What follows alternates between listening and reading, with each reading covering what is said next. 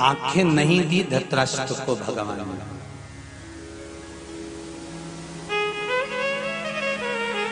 क्यों नहीं दी? अगर भगवान दुख देता है ना, तकलीफ देता है, कष्ट देता है, रोग देता है, बीमारी देता है, या कुछ दुख अगर भगवान देता है, तो भगवान कहता है कि तेरे भजन जो हो रहा है ना, मैं इस भजन के बल पर तेरा दुख थोड़ा कम कर रहा हूं, नहीं तो तेरे ललाट पर तो इतना दुख लिखा है कि मुझे देना ही पड़ेगा। पर तू जो भजन कर रही है, शिव महापुराण की कथा श्रवण कर रही है, शंकर का स्मरण कर रही है, एक लोटा पानी शंकर जी के मंदिर में चढ़ाने जाती है, एक चावल का दाना, एक पुष्प, एक बेलपत्र शंकर के मंदिर में जो चढ़ाने जाती है, उसका फल है कि तेरा आधे से ज्यादा दुख तो मैं यूं ही ऊपर से काट देता हूं। ये शिव कह रहा है।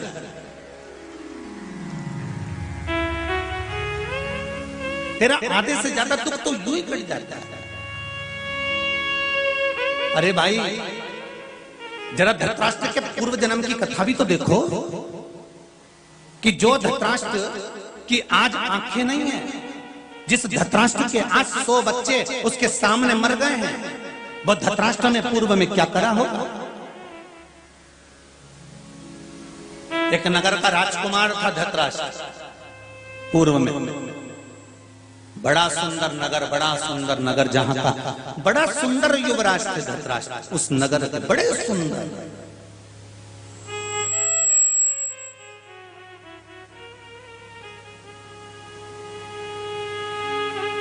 और इतने सुंदर धृतराष्ट्र, इतने सुंदर थे, उस नगर के राजकुमार थे। युवान जब अवस्था आती है,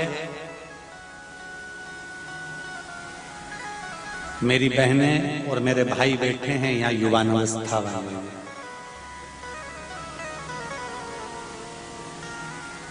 शिव महापुराण की कथा से जितने बुजुर्ग लोग जुड़े हैं ना, उससे 1000 गुना ज्यादा युवान लोग जुड़े हैं शिव महापुराण की कथा से। ये गौरव है शिव पुराण, ये आनंद। धृतराष्ट्र जैसी गलती अपने को नहीं करना है। युवान जब अवस्था आएगी, जवानी जब आएगी, तो बहुत उत्साह रहेगा, उमंगता रहेगी, क्रोध रहेगा, चिड़चिड़पन आएगा।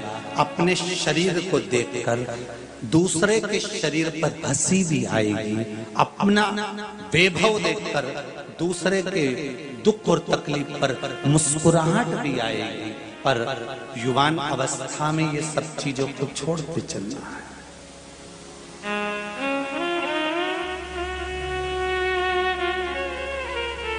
बहुत सावधानी रखना है युवान अवस्था में।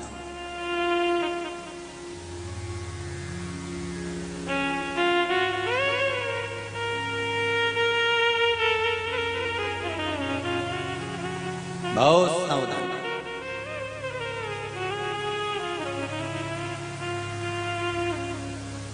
शिव का जब तक आदेश ना हो तब तक पत्ता नहीं हिलता।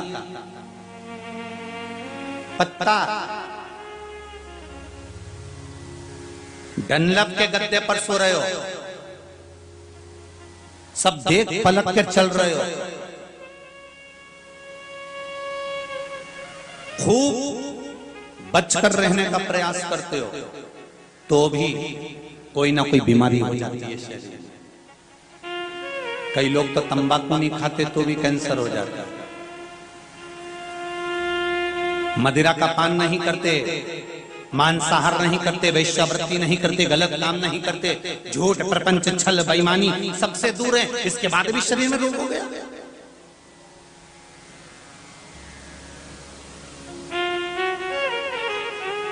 कभी कभी ऐसा होता है, सांप के ऊपर पांव रखा जाए तो भी सांप नहीं डसता। और कभी कभी ऐसा होता है, सांप वहां और तुम जा रही यहां और सांप आकर डस लेता है। बोलो सही है कि गलत है? सांप आएगा और डस लेगा। कारण क्या है?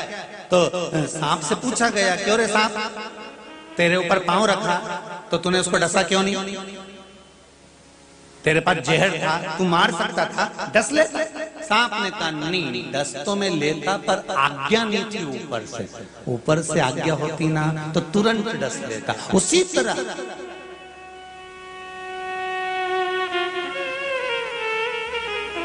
जब तक परमात्मा की आज्ञा ना हो तब तक आप अग्रण्य नहीं हो सकते।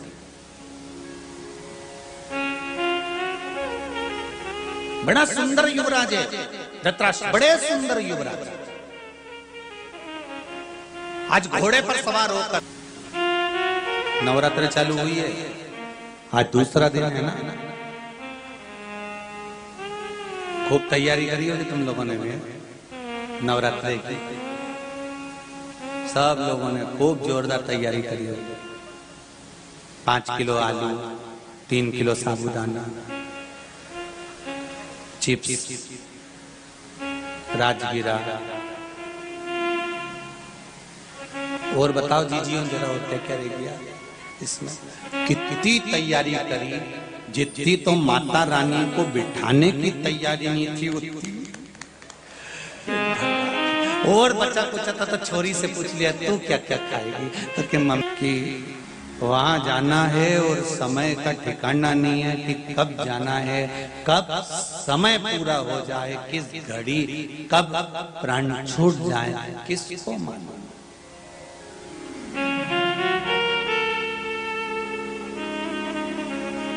कब प्राण पढ़ पाएगा, जीवन नरक कर देगा। इनसे दूरी बनाना। श्री शिवाय नमस्तुभ्यं।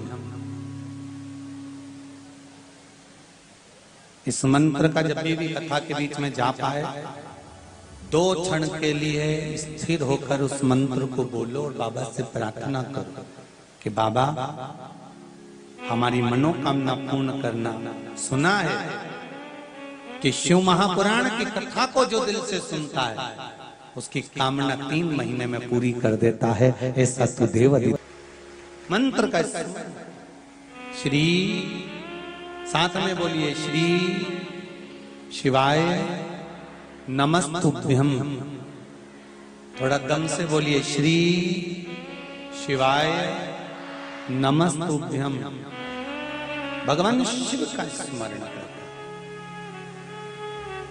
युवराज ने देखा वन में जाकर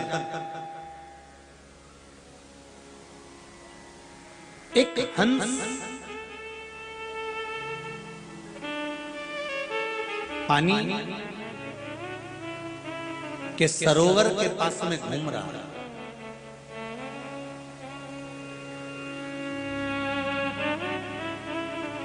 देखिए कर्म का फल देखिए।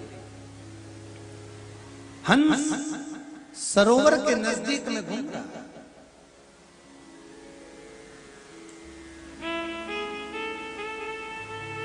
और पीछे पीछे उसके बच्चे भी घूम रहे हैं हंस के।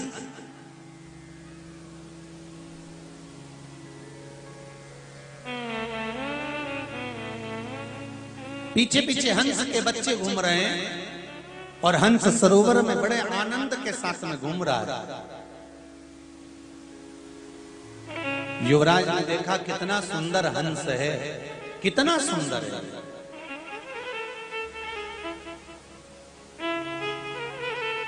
बड़ा बड़ा सुंदर अलौकिक छटा इसके चेहरे पर, इसके स्वरूप में है। युवराज ने तो मन में सोचा इतना सुंदर हंस है, कितना सुंदर है, कितना सुंदर विचरण कर रहा है। शिव महापुराण की कथा कहती है प्रकृति की जो सुंदरता है वो प्रकृति में रहे, इससे बढ़कर कोई सुख नहीं हो सकता। और प्रकृति की सबसे बड़ी सुंदरता है जल और वृक्ष। ये 2 चीजें पृथ्वी की सबसे बड़ी सुंदरता है। क्या क्या चीजें हैं? जम के बोलिए जरा। एक जल पानी और दूसरा जम के बोलो वृक्ष।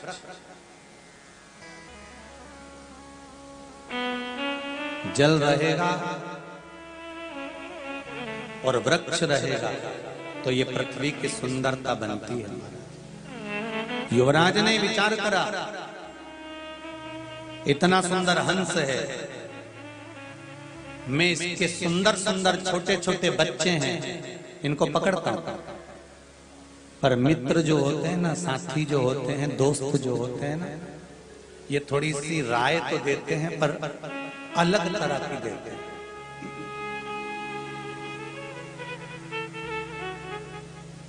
ताली बजाकर प्रशंसा करने वाला कहता, हाँ हाँ युवराज महाराज, आप तो इनके बच्चों को पकड़ सकते हो, आप में तो वो बल है कि आप इस हंस के बच्चे को पकड़ कर ला सकते हो।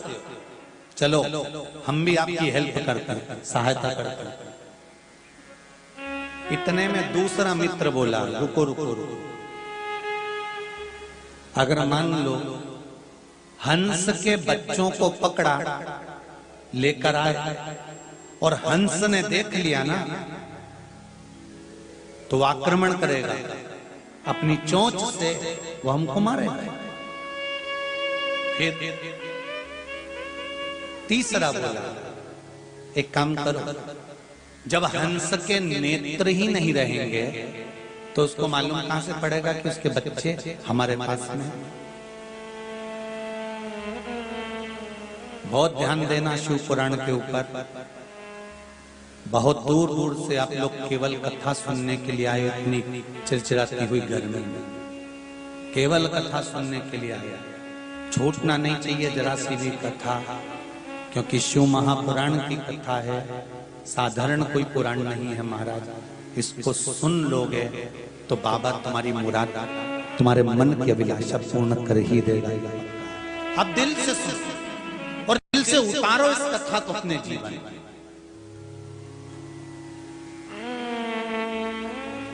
ताली, थाली और प्याली, ये मित्र राजा उस युवराज को भी मिले थे। धृतराष्ट्र के अगले जन्म में भी धृतराष्ट्र को प्राप्त हुए।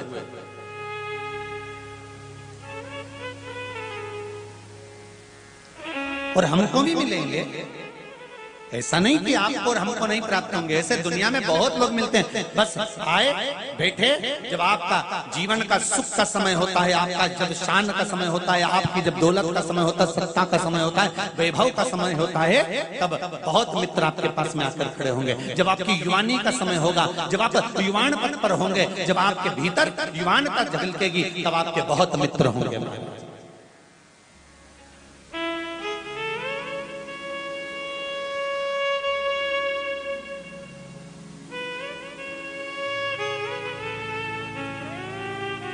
बहुत होंगे।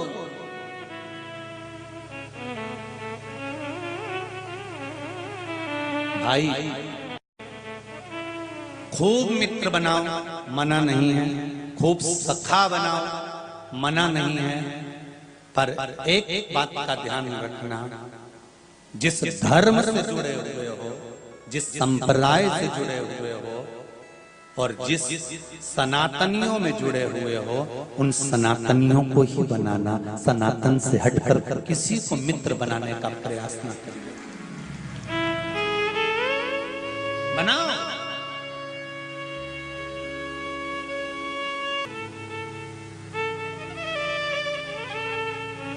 एक मित्र, युवराज को तो हंस अच्छा लगा।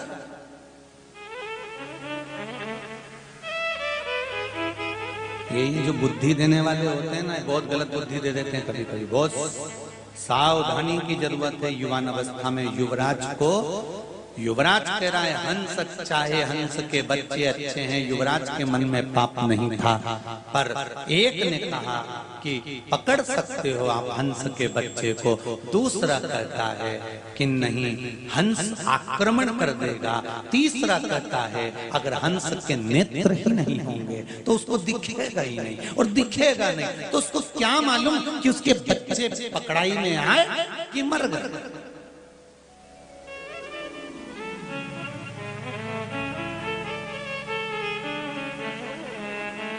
बहुत मिलेंगे आपको अकल देने वाले, पर समझदारी आप में होना चाहिए।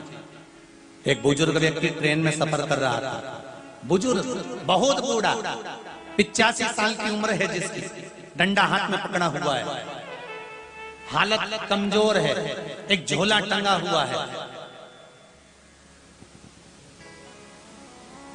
चश्मा लगा हुआ है जिस पे बत्ती लटक रही है। समझदारी आपके पास होना चाहिए।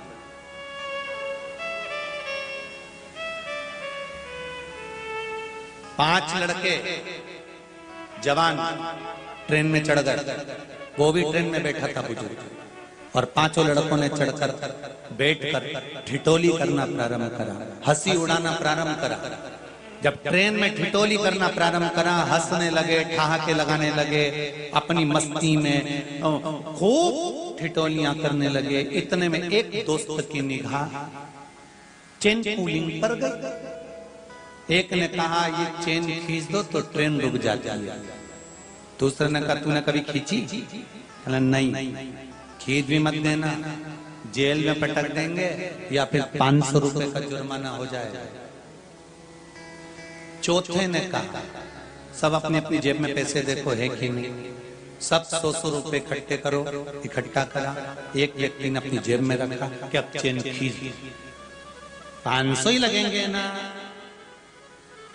इससे ज्यादा तो नहीं लगेंगे। दोस्त अभी ठिठोली कर रहे थे, अब मजाक करते हुए बेकार कर्म की ओर आ गया। खींचो चेन, चेन खींच। इतने नहीं जाएंगे, चेन खींच दो। जैसे ही टीसी आएगा, पुलिस वाला आएगा, अपन कह देंगे ये बुढ़े ने खींची है। इस बुढ़े का नाम लगा, इनने चेन खींची, टीसी आ गया, पुलिस वाला आ गया, और टीसी ने आकर पूछा चेन किसने खींची? जवान लड़के ठहाका लगाकर, ये बुढ़ा बेटा तो है, चश्मा लगा के डंडा लेकर, इस बुढ़े ने खींची। बुढ़ा बैठा था, भजन कर रहा था।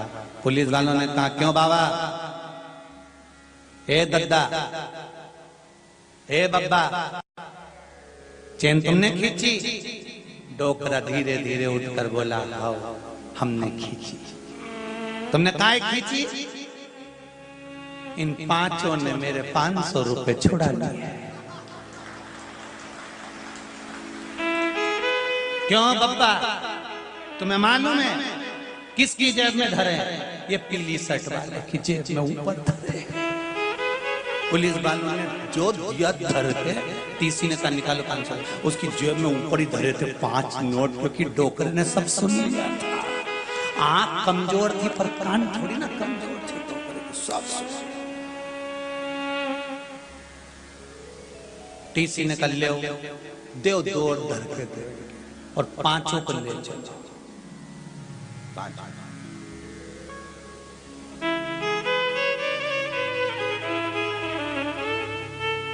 मित्र उपद्रव करवा सकते हैं, मित्र आपको अपशब्द कर सकते हैं, मित्र आपको गलत मार्ग पर ले जा सकते हैं, पर एक मित्र ऐसा भी होता है, सारे मित्र गड़बड़ नहीं हो सकते, एक मित्र ऐसा भी होगा जो तुम्हें सत्मार्ग पर लेकर जाए,